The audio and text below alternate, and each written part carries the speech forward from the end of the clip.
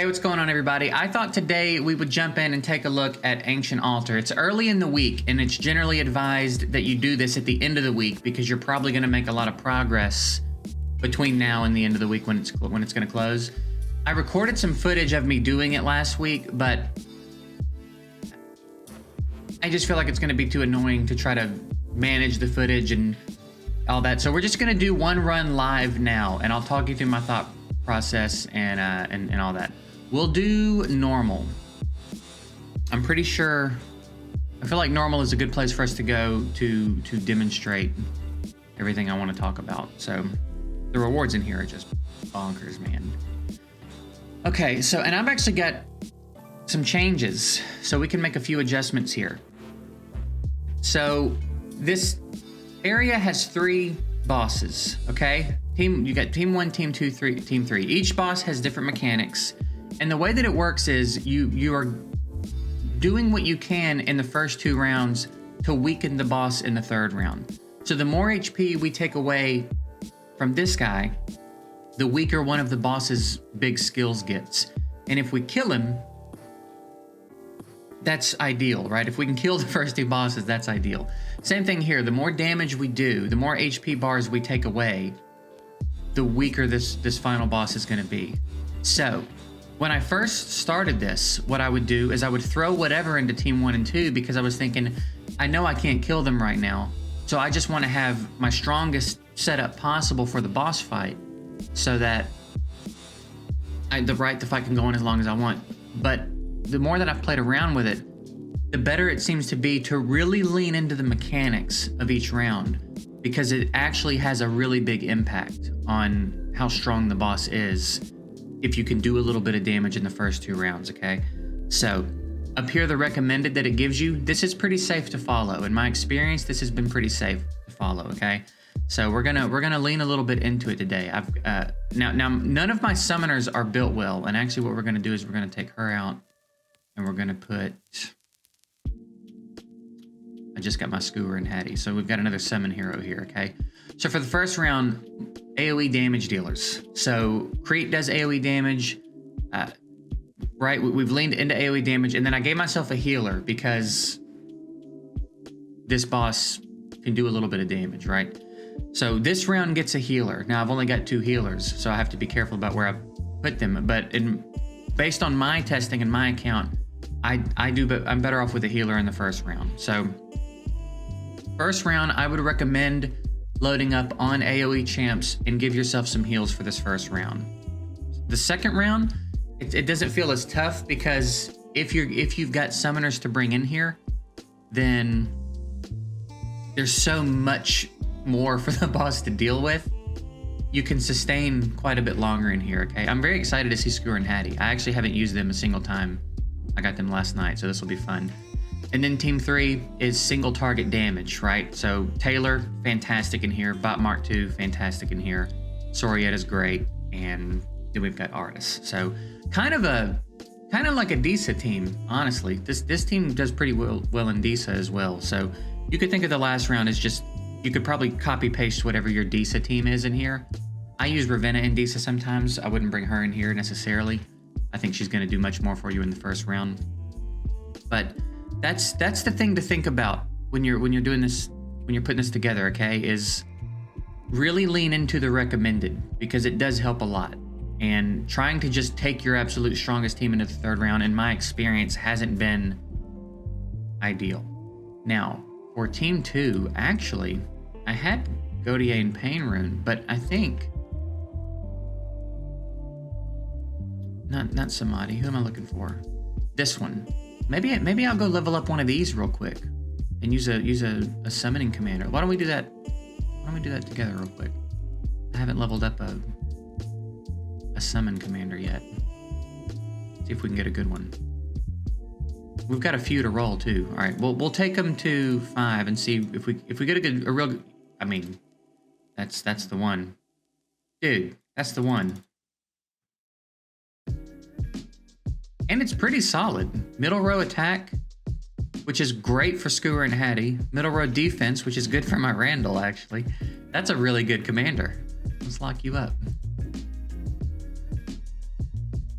let's jump back in here. Did it save my change? That'll be the question. No. Right, so we'll get... Yeah, we're going to be even more optimized for this than we were last time. So yeah, that's going to be great.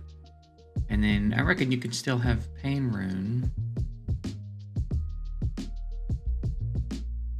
Yeah, we'll leave all these the same. Well, Flashpoint isn't going to do me a lot of good here. So let's put in... Will any of the other ones do anything for us here? No. So then we'll just look for the stat bonus, all right? 13.4 for that one, I think.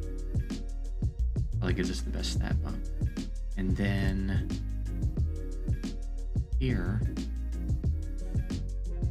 you can have Flashpoint. So we've got our AoE commander on our AoE team. We've got our summoning commander on our summoning team.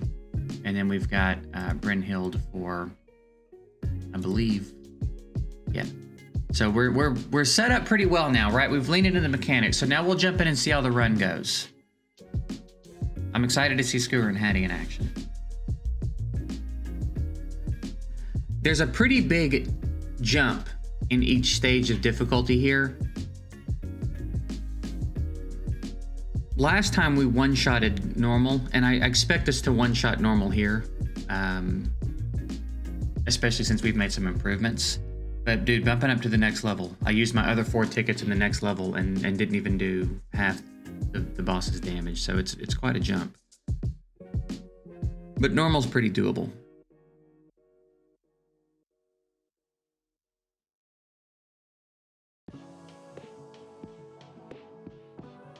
So you see, the boss keeps trying to spawn the minions, which would be problematic for us if we weren't so AoE heavy, but we're just melting them as soon as they drop. So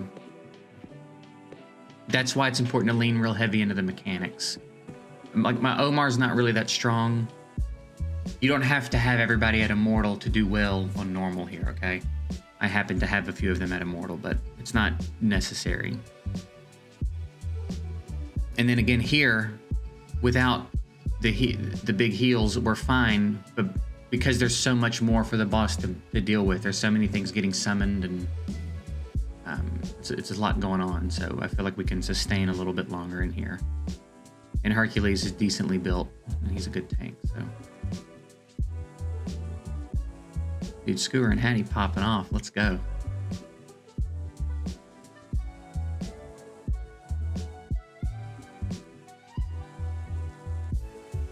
It's so tempting to try to get more copies of them while their banner's up, but I also need to start hanging on to my cards for when a recruitment event rolls around so I can get a Bailey Hudson.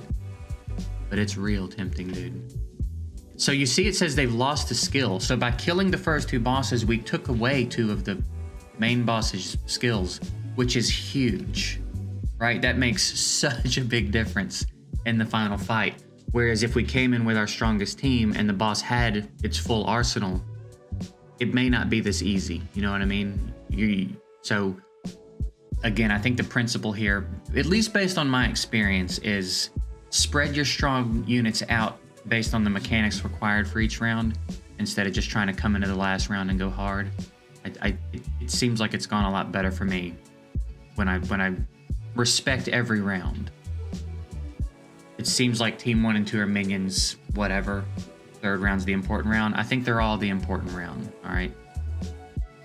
I mean, obviously, this is the one that has the most health, and it's the one that you're trying to kill over the course of every round, but I think you'll have a lot more success if you respect the other 2 guys as well. And then that damage ramp up, crazy. Botmark's a pretty insane champ. Let's see what kind of rewards we get from here.